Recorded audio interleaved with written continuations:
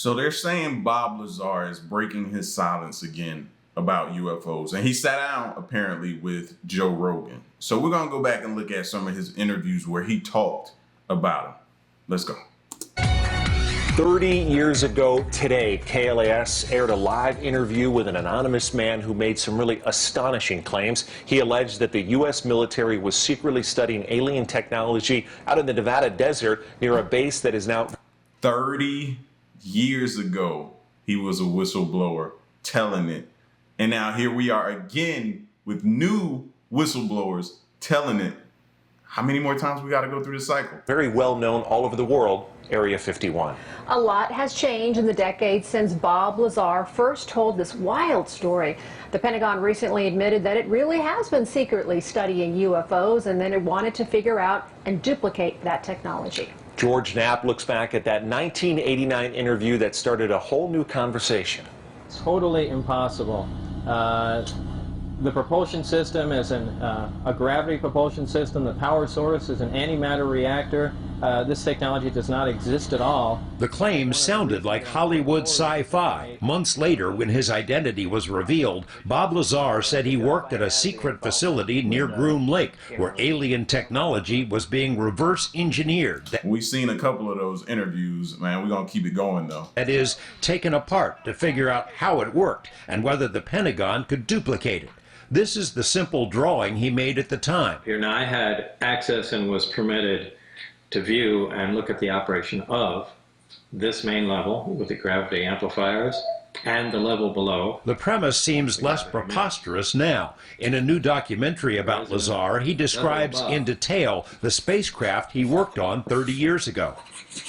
The craft that Man, if I was him, y'all wouldn't be able to shut me up, especially now the day that you got Congress sitting down with these whistleblowers, bro. You wouldn't be able to shut my mouth.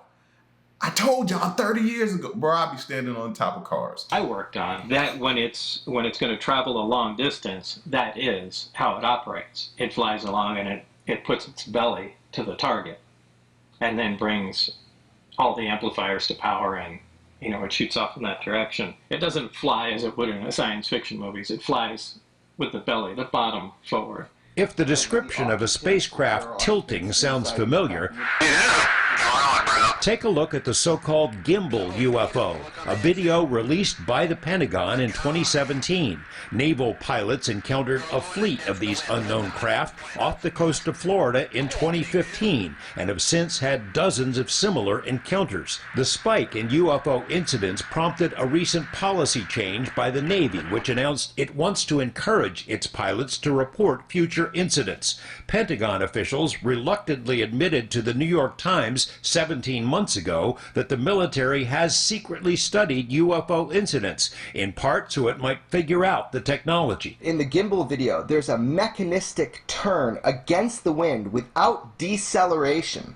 So we have a craft without rotors, without heat signatures, without plumes, without tail fins, and certainly no tail number, moving in a way that is counterintuitive to our own aeronautics. When Bob saw that, he came to the conclusion this has to be a gravity-propelled craft. That it does mimic exactly the propulsion system that Bob Lazar described. This story is extraordinary. Jeremy Corbell directed the Lazar documentary, but he also broke the story about another now famous UFO incident, the 2004 Tic Tac encounter. The Navy pilot who engaged the Tic Tac, Black Aces commander Dave Fravor, has said he doesn't believe the astonishing craft was made on Earth, that the propulsion might be anti-gravity. When Lazar was shown the Tic Tac video for the first time, it immediately reminded him of the Sport model, his name for the craft stashed in the desert. There's no question in my mind. I mean, I'm virtually certain that's the way the craft operated, and that uses close to or the exact same propulsion system.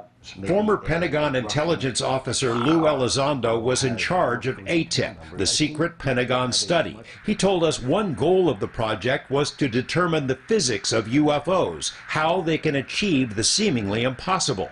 The military came to believe the craft relied on special metamaterials, stuff that can't be made with known technology. Lazar made similar claims decades ago and was ridiculed. Now the Pentagon is on the same page. And that is why I would be standing on top of cars, bro. Y'all wouldn't be able to shut me up, I promise you, man.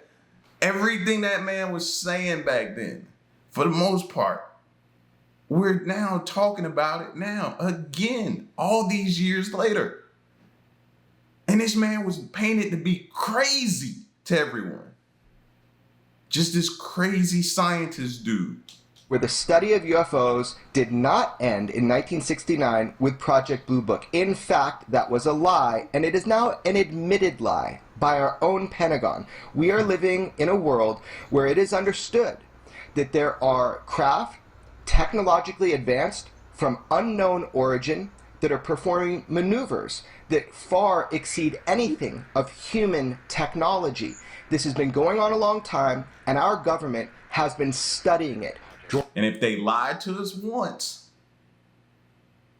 do I need to finish that sentence? I don't think I do. George Knapp, 8 News Now.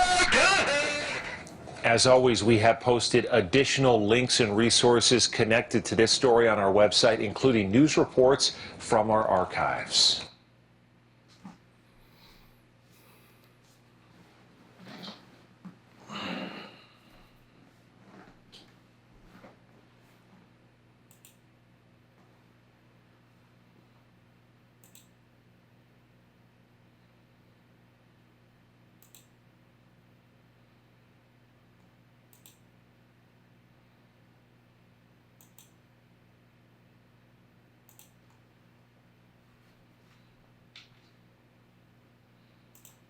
This week in our series of reports on UFOs, we learned a number of things. That not everybody who sees a UFO is crazy, that our government has lied about UFO information, that it's withheld UFO files, and even spied on UFO witnesses.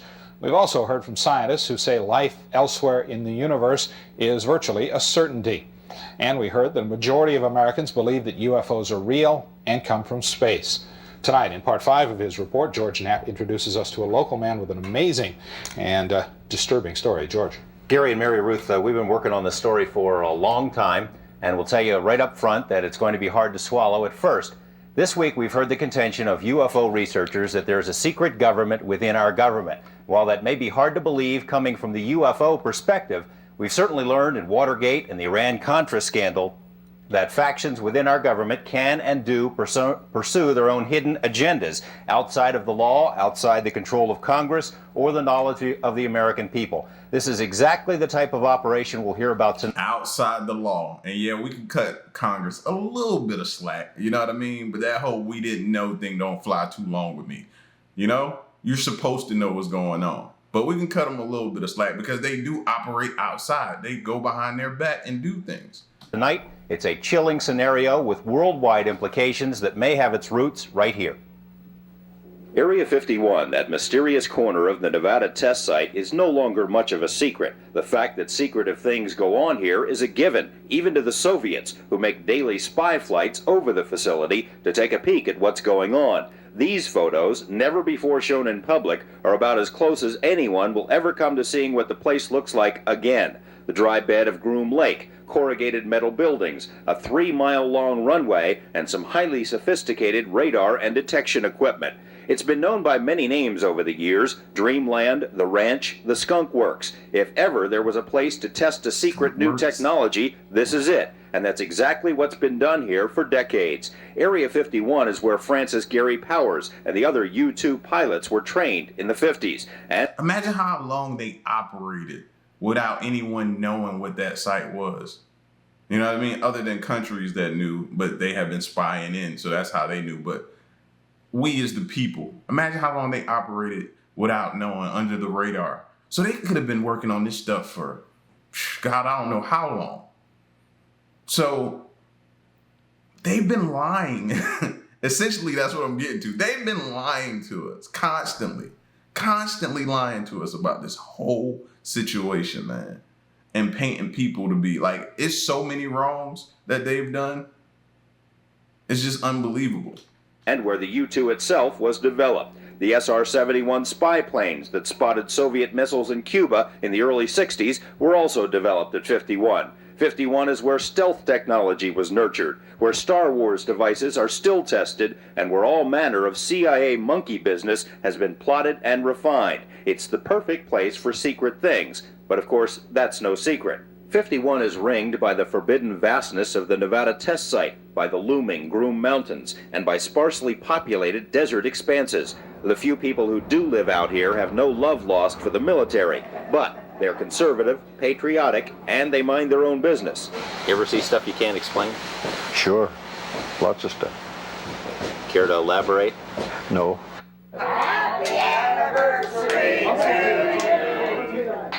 On any given night at the Rachel Bar and Grill, you might find 3 or 4 people who work at Area 51, there amid the flowing Budweisers and cowboy hats. Imagine the stories that's being told in there.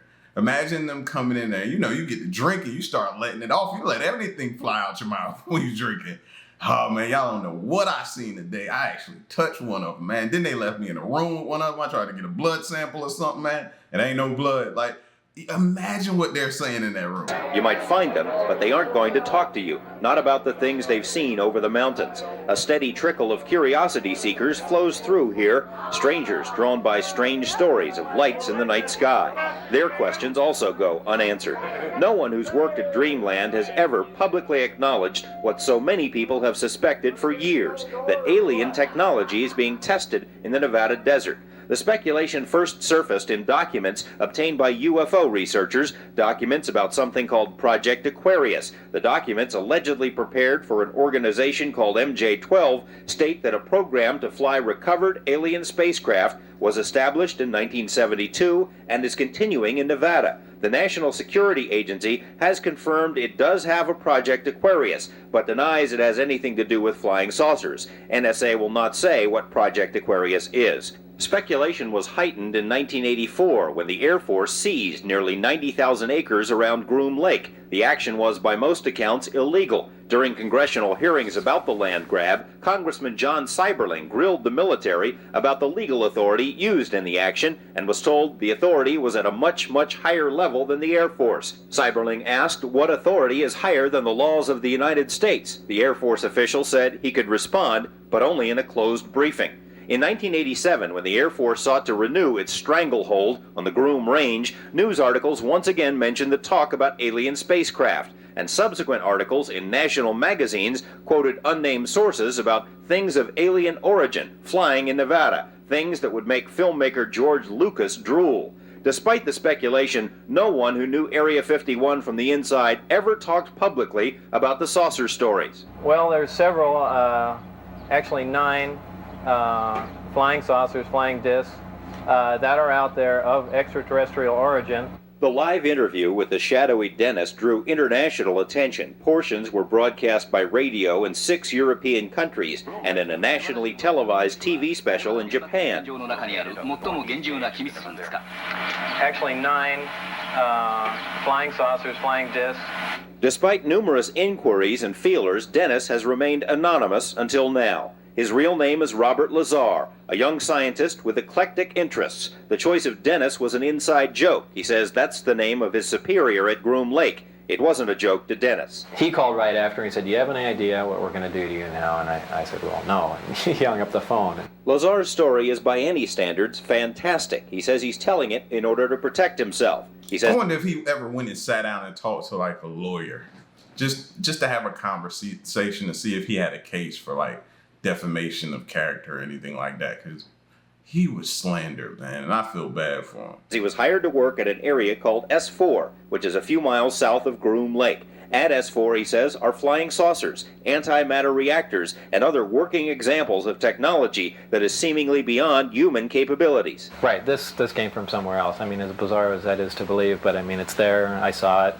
I know what the current state of the art is in physics, and it can't be done. Checking out Lazar's credentials proved to be a difficult task. He says he earned degrees in physics and electronics, but the schools we contacted say they've never heard of him. He also said he worked as a physicist at... Oh my gosh, bro, they'll do anything to shoot down your credibility, fam. Now all of a sudden you don't have any credentials, but you worked at this place that requires that you have a lot of credentials. Now your schooling is in question and all of this type of stuff. Everything's in question now. but you were working there. At Los Alamos National Lab, where he experimented with one of the world's largest particle beam accelerators, a half-mile-long behemoth capable of generating 700 million volts. Los Alamos officials told us they had no records of a Robert Lazar ever working there. They were either mistaken or were lying. A 1982 phone book from the lab lists Lazar right there among the other scientists and technicians. A 1982 clipping from the Los Alamos newspaper profiled Lazar and his interest in jet cars. It too mentioned his employment at the lab as a physicist. We called Los Alamos again. An exasperated official told us he still had no records on Lazar. EG&G, which is where Lazar says he was interviewed for the job at S4, also has no records. It's as if someone has made him disappear. Well, they're trying to make me a non-person. Explain. You called where? Well, the schools that I went to, the hospital that I was born at, past job, and essentially nothing comes up with my name in it. He smiles, but out of futility, knowing the whole thing must sound ridiculous. According to Lazar, his employer was the United States Navy. He says he and other government employees would gather near EG&G, fly to Groom Lake, and then a very few people would get into a bus with blacked out or no windows and drive to S4. When you get off the bus, what do you see? It's a very interesting building. It's got a slope of probably about 30 degrees, which are hangar doors. And it has textured paint on it, but it looks like sand. It's made to look like the side of the mountain that it's in, whether it's to disguise it from satellite photographs or what. He says he was never told exactly what he'd be working on, but figured it had something to do with advanced propulsion. On his first day, he was told to read a series of briefings and immediately realized how advanced the propulsion was. The power source is an antimatter reactor. They run gravity amplifiers. There's actually two parts to the drive mechanism. It's a bizarre technology. There's no physical hookup between any of the systems in there.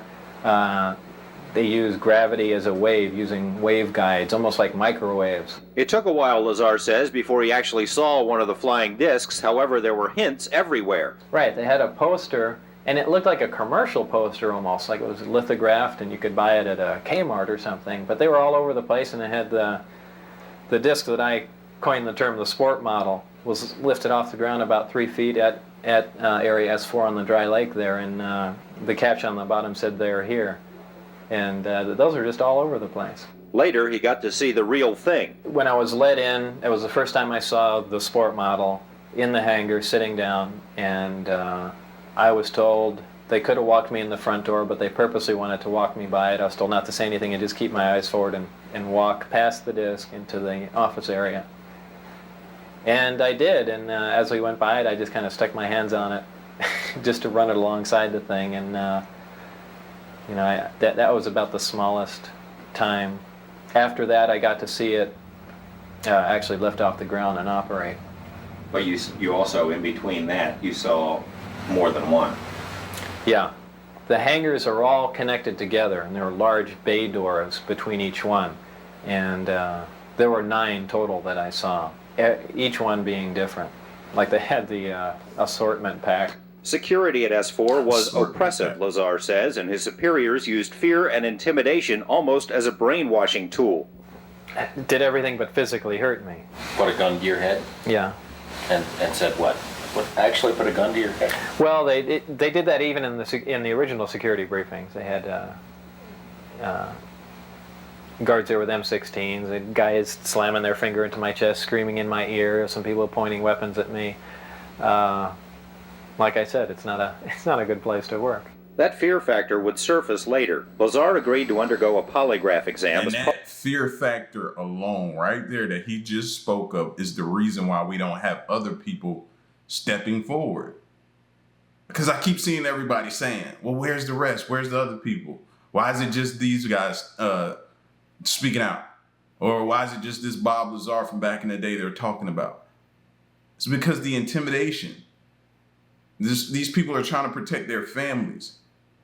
You know, you can't really blame them for not speaking out, but they're watching to see how this turns out. And if this goes right and he's safe and he's allowed, minus the smear, then you'll start to see slowly others come forward. Part of this report, polygrapher Ron Slay asked about the technology Lazar had seen. Did you knowingly lie when you said you had actually seen anti-gravity propulsion in operation? No. The results of this exam were inconclusive. Lazar appeared to be truthful on one test, deceitful on a second. Slay recommended that a second examiner be brought in. Polygrapher Terry Tavernetti runs a corporate security operation and is a former Los Angeles police officer. He put Lazar through 4 tests and concluded there was no attempt to deceive. And I left there thinking that I feel we do have some credibility to what the subject had to say. And that's when I went to some of my colleagues. Tavernetti sent the test results to a third polygrapher who agreed the results appeared truthful. The charts were then sent to a 4th examiner who did not agree, suggesting Lazar might be relating information he'd learned from someone else. The polygraphers conferred and decided they would not issue a final statement on truthfulness until more specific testing can be conducted, and that's where it stands. Tavernetti believes that difficulty in determining Lazar's truthfulness stems from the fear that was drilled into him. I think we're talking about a subject here that is so far-reaching, and it is so emotional. And when you're dealing with emotions, this is polygraph, because we're dealing with polygraph, you're looking at fear. The fear of getting caught telling a lie because something bad will happen to you if you do. Well, I am telling the truth. I've tried to prove that. What's going on up there could be the most important event in history. You're talking about contact, physical contact and proof from another system, another planet, another intelligence. That's got to be the biggest event in history, period. And it's real. And it's real and it's there. And I had an extremely small... And he got like 5 or 6 polygraph tests to prove it. That's crazy how many they made him take, man. Seriously. ...part in it, but I'm convinced that what I saw is absolute proof of that. There is no way we could have created those systems. There's no way we could have made the discs, the power supplies, anything to go with them. Lazar says he has no intention of going on any UFO lecture circuit. He's not looking to do any additional interviews. In fact, he wasn't too crazy about doing this one. He did it after certain unfavorable things started happening in his life, and he did it because he feels that whoever is running the show up at S4 is perpetrating a fraud on the American people and on the scientific community. We intend to have much more about this story, about the operation up there, on Monday and beyond. This is by no means the end of this series of reports. In fact, on Monday, including in our story there, support testimony from other people who say they have knowledge of the flying discs at the test site, and information from people who know Lazar very well and insist his story is true. If indeed they have these flying saucers, George, it seems like it would be really hard to keep it so secret. Well, yeah, it would seem that way, except for as Lazar asked his superiors up there, they say it's the easiest secret in the world to keep. It's leaked out many times before and nobody believes it. Exactly. What's the Navy saying about all of this? Well, of course, the Navy is supposed to have been his employer, and we have put some fairly pointed questions. Our skepticism allows them to remain secretive. Each time we continue to be naive and skeptical about it, makes it easy for them. Questions to them. Of course, number one, it may not be the Navy at all. Information is so compartmentalized up there, no one is exactly sure who is in charge. We have put the questions to several Navy departments. The answers thus far have been unsatisfactory. We've applied for more information through the Freedom of Information Act, and that information will be revealed on Monday as well. You believe his story, don't you? Yeah, I do. Yeah, I've got to know him pretty well over the last couple of months, and I believe he's telling the truth. Fascinating stuff. Thanks, you, George. Y'all spam that like button, man. God, I love this stuff.